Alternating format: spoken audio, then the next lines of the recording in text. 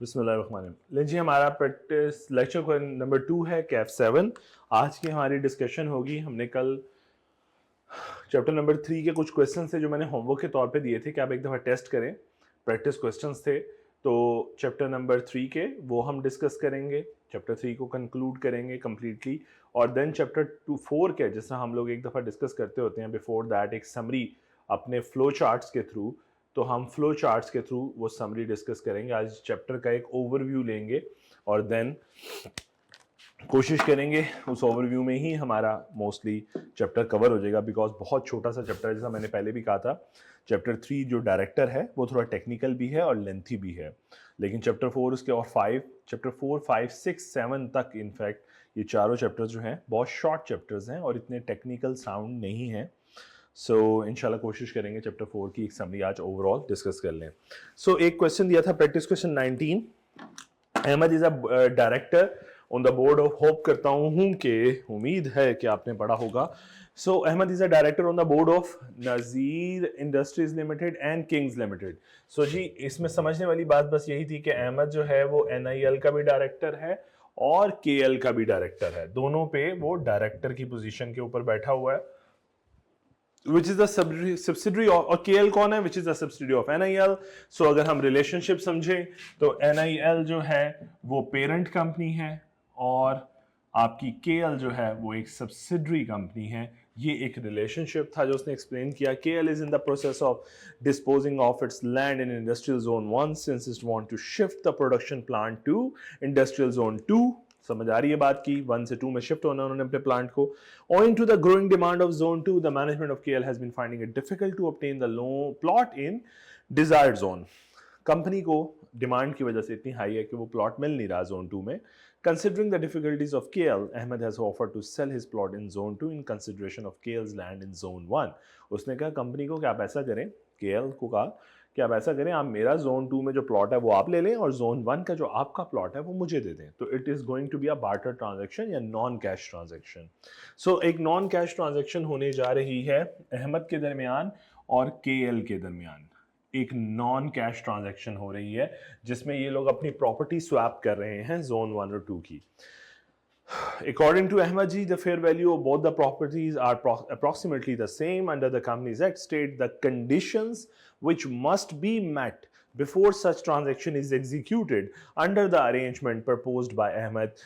तो कहता बताइए कौन सी कंडीशंस फुलफिल करनी पड़ेंगी कि बिफोर के हम लोग इस ट्रांजैक्शन को एग्जीक्यूट करें। तो बहुत सिंपल सा आंसर, हम डायरेक्टली जंप करेंगे नॉन कैश ट्रांजैक्शन के ऊपर और देखेंगे कि भाई ये ट्रांजैक्शन नॉन कैश तो अलाउड नहीं है। सबसे पहले तो ये बताएंगे, फिर बताएंगे एक ऑप्शन है अगर आप जनरल मीटिंग में अप्रूवल ले लें। किसकी? कंपनी की जनरल मीटिंग में। अच्छा, एक जनरल मीटिंग की तो यहां से अप्रूवल आ गई, लेकिन हमारा जो अहमद है ये NIL का भी डायरेक्टर है। इसका मतलब है होल्डिंग कंपनी का डायरेक्टर है। यहां पर यह बात इंपॉर्टेंट है कि ये होल्डिंग कंपनी का डायरेक्टर है, तो एक GM इस कंपनी में भी होगी एनुअल जनरल मीटिंग और उसमें भी अप्रूवल आएगी। तो दोनों की अप्रूवल लेकर आप लोग ये ट्रांजैक्शन एग्जीक्यूट कर सकते हो और वो बाकी कंडीशन तो वैसी ही रहेंगी कि आपने नोटिस भिजवाना है तो नोटिस में जो वैल्यूएशन होनी है वो बाय द इंडिपेंडेंट वैल्यूअर होनी है, वो सारी बातें वैसे ही आ जाएंगी। तो ये उसने रेफर करने की कोशिश की इस केस स्टडी में, यानी कि इस केस स्टडी का जो बेसिक प्रीमाइस था वो नॉन कैश ट्रांजैक्शन था। लाइकवाइज अगर आपने प्रैक्टिस क्वेश्चन 30 पढ़ा हो तो मैं डिटेल में एक्सप्लेन नहीं करूंगा, लेकिन बात वही है नॉन कैश ट्रांजैक्शन वाली। अगर आप देखो तो KL जो है एंटर हुई है अहमद लाइक के साथ, जो कि CEO हैं of Bijli private limited for the purchase of specialised machinery 2.5 million की use in the manufacturing of electric irons. Ahmad Laik is a brother of one of KL's director and also a director in KL's holding companies. बात इसे हमें director के relationship का कुछ करना ही नहीं है, क्योंकि अगर आपको गौर करो तो हमने जो स्केच पढ़ा था, सेक्शन जो हमने पढ़ा था, अगर आप गौर करो तो सेक्शन के अंदर कहीं पे रिलेटिव का तस्करा है ही नहीं। इसलिए वो भाई होना मेरे लिए इंपॉर्टेंट नहीं है। मेरे इस बात समझ आ रही है? यहाँ पे कहीं रिलेटिव का तस्करा नहीं है। मेरे लिए भाई होना इंपॉर्टेंट नहीं है कि अहमद लाइक जो है वो KL's डायरेक्टर का भाई है। मेरे लिए इंपॉर्टेंट है वो KL की होल्डिंग कंपनी में डायरेक्टर है। इसका मतलब वही बात हो गई, केएल होल्डिंग कंपनी का डायरेक्टर है, सो और डायरेक्टर के साथ केएल ट्रांजैक्शन कर रहा है, तो फिर इसका मतलब दोनों कंपनी की जनरल मीटिंग में अप्रूवल रिक्वायर्ड होगी। ठीक हो गया, क्योंकि वो चाह रहा है कि मुझे मशीनरी के एवज शेयर के इश्यूएंस हो जाए, तो इसलिए ये नॉन कैश ट्रांजैक्शन है। क्लियर होगी बात जी ये भी। अगले क्वेश्चन पे आते हैं, प्रैक्टिस क्वेश्चन 31 के ऊपर अगर गौर करो तो वो कहता है the director of SL a listed company has offered Shams who is presently working as a general manager operation to become the director of the company to fill in the casual vacancy. Last year, Shams obtained a loan amounting to 1.2 million in accordance with the company's employment rule, out of which 0.8 million still outstanding hai. Shams has agreed to take the position of the director but is not in the position to repay the loan immediately. भाई वो position लेने के लिए तो तैयार है director की, but उसके पास लोन पे करने के पैसे नहीं हैं। आप बताइए कि शम्स को क्या कंप्लाई करना पड़ेगा। ठीक है, तो जनाब देखो दो चीजें हैं, इट्स अ बिजनेस वर्ल्ड, तो बहुत सिंपल सी बात हमने ये पढ़ा हुआ था कि आप डायरेक्टर्स को लोन नहीं दे सकते अनलेस कि स्पेशल रेजोल्यूशन के थ्रू या जनरल मीटिंग में उसकी अप्रूवल आ जाए, रेजोल्यूशन के थ्रू जनरल मीटिंग में अप्रूवल आ जाए।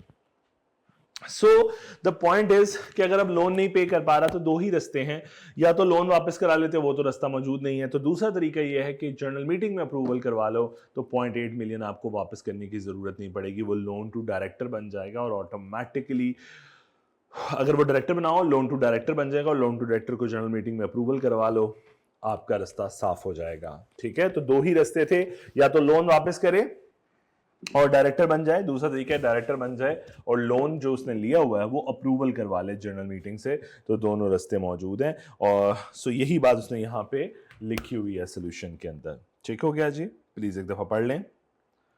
और जाहिर बात है जहां जहां हम कंपनी का जिक्र करेंगे तो वहां पे लिस्टेड कंपनी का भी उसने रेफरेंस दिया है कि अगर लिस्टेड कंपनी हो तो साथ में और भी कोई आ जाएगा, वही कमीशन। लो जी, ये 3 क्वेश्चंस थे जो मैंने घर से करने के लिए दिए थे, इसके साथ ही ये एरिया जो है हम लोगों ने कवर कर लिया। लेकिन अब मैं चाहता हूं कि बजाय जो अगले 2 सवाल हैं वो बहुत आसान से हैं, तो वो भी अभी पढ़ के खत्म करते हैं ताकि चैप्टर 3 पे दोबारा वापस ना आना पड़े। तो 32 प्रैक्टिस क्वेश्चन है, is a list AL is a listed company engaged in the business of manufacturing and supply of electric appliances. Mr. Majnu, a director of AL, has applied for an interest-free loan from the company which is repayable from the company to be repayable in 5 years. In the view of the Companies Act 2017, describe the circumstances under which AL may grant loan to Mr. Majnu. तो बहुत आसान सी बात है, listed company है, mister Majnu director है, interest free loan के लिए apply किया है, तो वही बात है कि कंपनी अगर अप्रूवल दे दे, ठीक है, कंपनी वैसे ग्रांट नहीं कर सकती लोन, लेकिन अगर मेंबर की अप्रूवल हो तो दे सकती है। ठीक हो गया जी, ये वही बात लिखी हुई है, तो उसी पॉइंट के ऊपर, उसी सेक्शन के ऊपर दोबारा से ये टेस्टिंग हुई थी प्रैक्टिस क्वेश्चन की। और एक और practice question, in the light of the provision of 2017 advise the director of TS limited on the following matter, the CEO has refused the personal loan application of Yasir, who is employed as a technical director, on the premise that the grant to any loan to the director is prohibited under the law। भाई मानते हैं मना है, लेकिन रास्ता भी तो law ने ही दिया कि आप रेजोल्यूशन पास करें और उसको लोन ग्रांट कर ले। तो बिल्कुल आपका ये जो यासिर है ये टेक्निकल डायरेक्टर है, तो कोई बात नहीं है, आप इसको रेजोल्यूशन पास करें और उसको लोन ग्रांट कर लें, और अगर ये लिस्टेड कंपनी है तो आपकी कमीशन से भी अप्रूवल आ जाएगी। तो दैट्स इट, यही उसी लोन वाले पॉइंट के ऊपर एक और टेस्टिंग थी। इसके साथ ही ये चैप्टर नंबर 3 जो है बेटे कंक्लूड होता है। Now we are moving towards chapter number 4, that is Chief Executive Officer of the company।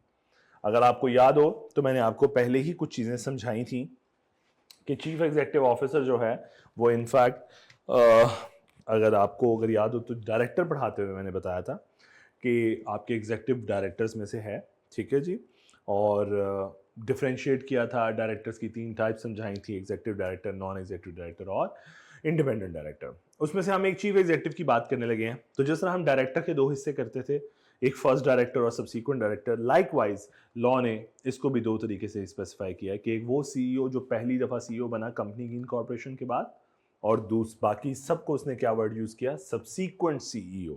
So first of all first CEO की अपॉइंटमेंट, तो फर्स्ट डायरेक्टर की अपॉइंटमेंट कैसे हुई थी, by the subscriber to the memorandum. उनको इख्तियार दिए हुए थे कि हाँ भाई आप फर्स्ट डायरेक्टर नॉमिनेट कर दें, अपॉइंट कर दें, सॉरी। सो उन्होंने अपॉइंट किए थे, तो जहां वो डायरेक्टर अपॉइंट कर रहे हैं वहीं पे उनको अथॉरिटी दी कि आप सीईओ भी अपॉइंट कर लें। तो इसीलिए अपॉइंटमेंट के इख्तियारात जो हैं वो सब्सक्राइबर टू द मेमोरेंडम के पास है। और डायरेक्टर का आखिरी टेन्योर, डायरेक्टर का टेन्योर क्या था फर्स्ट डायरेक्टर का? Till the holding of the first AGM. तो फर्स्ट एजीएम तक उनकी मुद्दत थी, तो सीईओ की मुद्दत का टेन्योर भी वही है, same as the director, unless के वर्ल्ड रिजाइन कर दे या आप उसे निकाल दें। ले जी, उसके बाद आता है सब्सीक्वेंट सीईओ। लो जी, पहले साल एजीएम हुई, सारे लोग रिटायर हो गए, जिसमें डायरेक्टर भी शामिल हैं, चीफ एग्जीक्यूटिव भी शामिल हैं, सब रिटायर हो गए।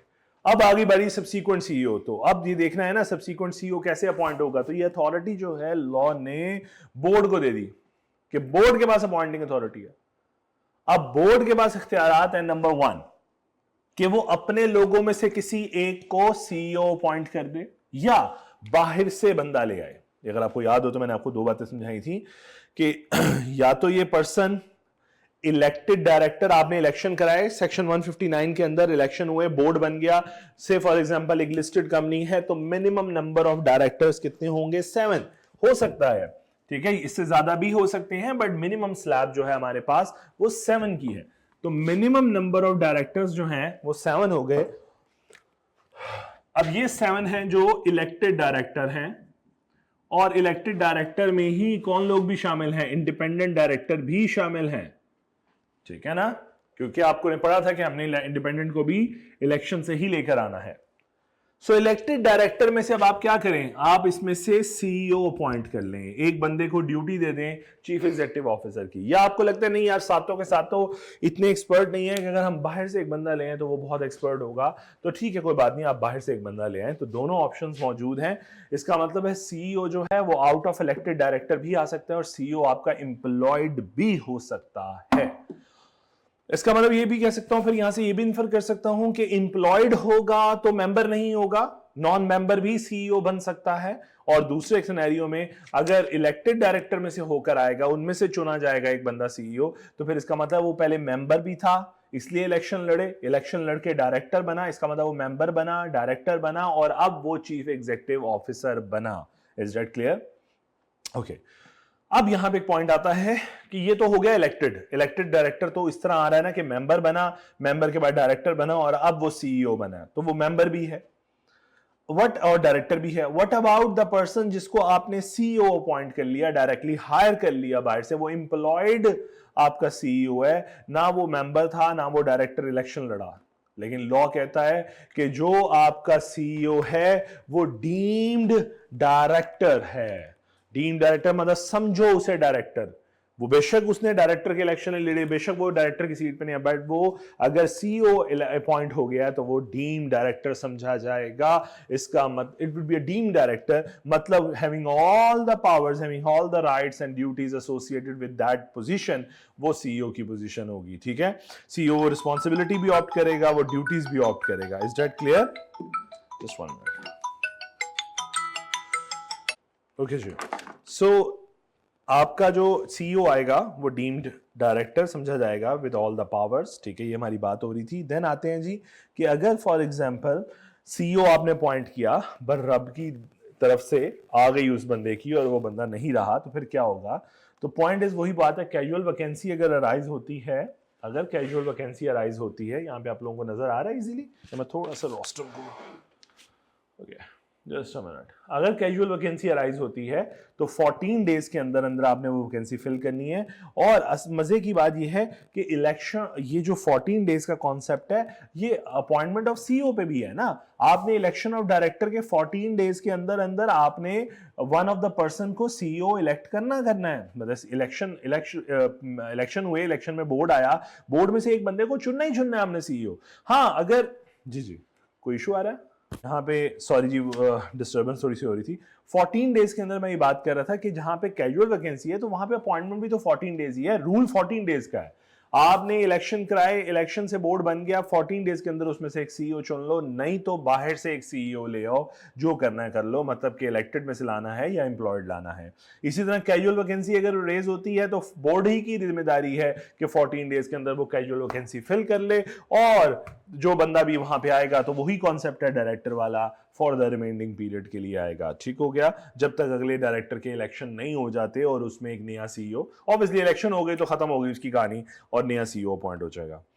नॉमिनेटेड सीईओ, ये कॉन्सेप्ट ये है कि अगर आपके डायरेक्टर्स आपके सारे के सारे गवर्नमेंट लाई हुई है तो फिर सीईओ भी नॉमिनेटेड होगा, और किसी सिनेरियो में सीईओ नॉमिनेटेड का कॉन्सेप्ट मौजूद नहीं है, क्योंकि सीईओ एक्चुअली वो बंदा है जो ऑपरेशन संभालने वाला है। तो इसलिए दूसरी का कोई सिनेरियो नहीं है, सिर्फ एक सिनेरियो मौजूद है जिसमें गवर्नमेंट जो है वो नॉमिनेट कर देती है। अगर majority of the director government के हों तो उसी में से वो सीईओ भी अपना नॉमिनेट कर लेती है। ठीक हो गया। और एक बड़ी खूबसूरत बात जिसके ऊपर आईकैप अक्सर टेस्टिंग करता है, दैट इज कि अगर एक पर्सन इनएलिजिबल है कि वो डायरेक्टर नहीं बन सकता सेक्शन 153 के अंडर, अगर आपको याद हो वो सारी बातें, वो माइनर हो, इंसॉल्वेंट हो, वो सारी बातें, वो जो पूरी लिस्ट पड़ी थी जिसमें हमने लिस्टेड कंपनी के लिए अलहदा से 2-3 खास बातें पढ़ी थी, 2 बातें। सो वो ही पॉइंट है कि अगर वो बंदा डायरेक्टर बनने के काबिल नहीं है तो वो सीईओ नहीं बन सकता। नहीं जी। सो अगली बात, सब्सीक्वेंट सीईओ की बात करें तो बेशक वो इलेक्टेड डायरेक्टर से आए या अदर पर्सन हो, एम्प्लॉयड हो, तो मैंने एम्प्लॉयड के हवाले से लिखा हुआ है deem director, same rights and liabilities, ये बात मैं डिस्कस कर चुका हूं। अच्छा जी। देन सीईओ की टर्म्स, यार बेटे सीईओ की टर्म्स क्या होंगी जिसके ऊपर वो काम कर रहा होगा, तो ऑब्वियसली या तो वो बोर्ड डिसाइड कर रहा है और company in the journal meeting या मेंबर, यही 2 अथॉरिटीज हैं जो सीईओ को डायरेक्शंस प्रोवाइड करेंगे। बाकी हम डिटेल में आगे चल के पढ़ेंगे। अब बात आती है रिमूवल ऑफ सीईओ। जिस तरह अगर हमने डायरेक्टर के अपॉइंटमेंट की बात पढ़ी, फिर हमने ये देखा था कि अच्छा कितनी किस्म के डायरेक्टर्स हैं, और उसमें से फिर हमने कहा अच्छा इनको रिमूव करना हो तो क्या करके, बिल्कुल वही सिनेरियो कि अगर सीईओ अपॉइंट हो गया और अब इसको रिमूव करना है तो कैसे करेंगे। तो 3 रास्ते हैं हमारे पास रिमूवल के। नंबर 1, जनरल मीटिंग से रिमूवल यानी मेंबर रिमूव करेंगे, बोर्ड मीटिंग में रिमूवल यानी डायरेक्टर रिमूव करेंगे, और या फिर गवर्नमेंट रिमूव करे। तो लॉ ने बड़ा क्लैरिफाई किया हुआ है, बड़ा सिंपल सिनेरियो। जनरल मीटिंग में अगर मेंबर उसे रिमूव करना चाहते हैं तो 3/4 ऑफ द मेजॉरिटी के साथ यानी स्पेशल रेजोल्यूशन के साथ वो रिमूव कर सकते हैं। बोर्ड रिमूव करना चाहता है तो देखो मैंने पहले भी कहा था, प्लीज ऐसा ब्लंडर नहीं मारना कि 3/4 आप स्पेशल रेजोल्यूशन का लफ्ज जो है या वर्ड आप बोर्ड मीटिंग के लिए इस्तेमाल करो, ऐसा नहीं कीजिएगा। 3/4 of the majority of the director अगर चाहें, अगर वो फैसला कर दें उसके खिलाफ, तो सीईओ को रिमूव कर सकते हैं। और तीसरा ये है गवर्नमेंट अथॉरिटी। लेकिन गवर्नमेंट के पास सीईओ रिमूवल की अथॉरिटी तब आती है जब 75% ऑनरशिप गवर्नमेंट के कंट्रोल में हो। Then in that case government is eligible कि वो किसी सीईओ को रिमूव करना चाहे तो वो कर सकती है। ठीक है। और एक और बात याद रखना, रिमूवल के टाइम पे ये बिल्कुल मैटर नहीं करता कि आपने कोई उस सीईओ के साथ कोई एग्रीमेंट किया हुआ है, उसमें आपने उसके साथ कोई बात तय की हुई है, ऐसा कुछ मैटर नहीं करता। तो whatever written in AOA और agreement, CEO may be removed at any time, किसी भी वक्त सीईओ को निकाला जा सकता है। अब एक और छोटी सी बात इसी चैप्टर के अंदर हम पढ़ेंगे, not to engage in competing business. Suppose assume करो मैंने 2 कंपनीज का जिक्र किया और मैंने स्पेसिफिकली खुद लिखा जान के रेडॉल्फ पाकिस्तान लिमिटेड पब्लिक कंपनी बना दिया, क्योंकि ये सेक्शन जो है वो पब्लिक कंपनी के ऊपर अप्लाई होता है, और उसी की एक सब्सिडरी थी रेडॉल्फ लाइफ साइंसेज लिमिटेड के नाम से। तो मैंने एक चीज समझाने के लिए कि इस सेक्शन को समझाने के लिए इन कंपनीज के स्टेटस को पब्लिक कंपनीज में कन्वर्ट कर दिया है और उसकी एक सब्सिडरी बना दी है। सो रेडॉल्फ पाकिस्तान अज्यूम कीजिए, अज्यूम क्या करना है बल्कि रियलिटी भी कुछ ऐसी है, सिर्फ अज्यूम हमने उसकी स्टेटस किया है। अज्यूम कर लिया स्टेटस और आ गए कि वो टेक्सटाइल केमिकल्स में काम करती है और रेडॉल्फ लाइफ साइंसेज जो है वो एग्री केमिकल्स में काम करती है।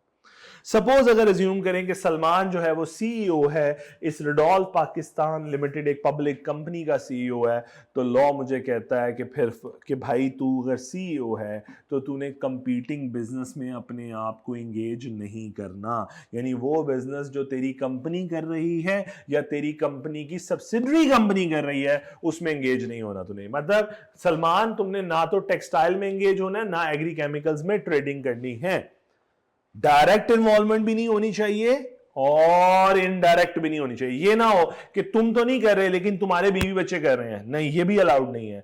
तो इसीलिए लॉ ने क्लैरिफाई किया तुम्हारे रिलेटिव भी ना कर रहे हो, तो लॉ ने कहा Mrs Salman spouse and minor child, minor not major one, Not allowed to engage in competing business means in the business of textile, chemical and agri chemicals। इसका मतलब है कि अगर सलमान सीईओ है तो डायरेक्टली तो वैसे ही मना है कि ना सलमान टेक्सटाइल का काम करेगा ना एग्री का, लेकिन साथ में मना किया कि उसकी स्पाउस और उसका माइनर चिल्ड्रन भी इन दोनों बिजनेसेस में, ना तो उस कंपनी के बिजनेस में ना उस कंपनी की सब्सिडरी कंपनी, कौन सी कंपनी, पब्लिक कंपनी की बात हो रही है, ना उस कंपनी के बिजनेस में ना सब्सिडरी के बिजनेस में एंगेज नहीं हो सकता। इसे बोलते हैं इनडायरेक्ट इंटरेस्ट, कि मैं डायरेक्ट तो नहीं फायदा उठा रहा लेकिन इनडायरेक्टली फायदा उठा रहा हूं, ठीक है।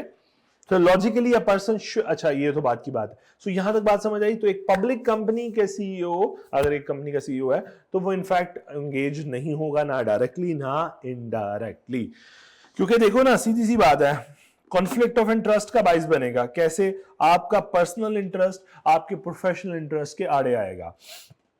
आपका प्रोफेशनल इंटरेस्ट कहता है कि एक ट्रांजैक्शन करनी है इन द बेस्ट इंटरेस्ट, ठीक है। फॉर या यूं कहूं आसान लफ्जों में, मेरे एक क्लाइंट आ रहा है केमिकल का, टेक्सटाइल केमिकल का, मैं उसके एक रेट देता हूं, वो कहते हैं नहीं आप बहुत महंगी बात करें। मैं कहता हूं एक बार रुको, मेरा एक और बिजनेस है, मेरी एक और कंपनी है जिसके अंदर मेरी मिसेज उस कंपनी को रन करती हैं, आप उनके पास चले जाओ, वो आप यही केमिकल आपको सस्ते में मिल जाएगा। अब क्या हो रहा है, पर्सनल बेनिफिट जो है वो कहीं ना कहीं डैमेज कर रहा है मेरे प्रोफेशनल इंटरेस्ट को।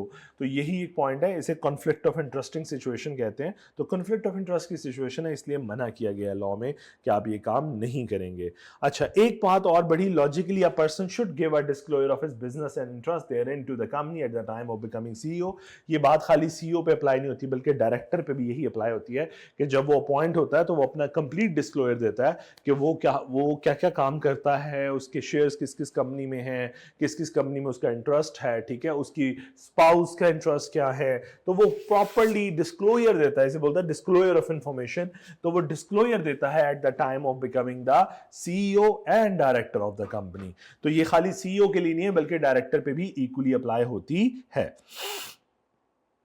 अगली बात आती है जी, एक छोटी सी बात, ये बात मैं पहले भी पढ़ा चुका हूं क्लास में, अगर आपको याद हो तो मैंने कहा था कि बोर्ड की मीटिंग को चेयर करने के लिए एक चेयरपर्सन है, एक चेयरमैन है, और चेयरमैन की अपॉइंटमेंट कैसे होती है। और मैंने ये भी कहा था कि बोर्ड को जो चेयर करता है वही जनरल मीटिंग को भी चेयर करता है।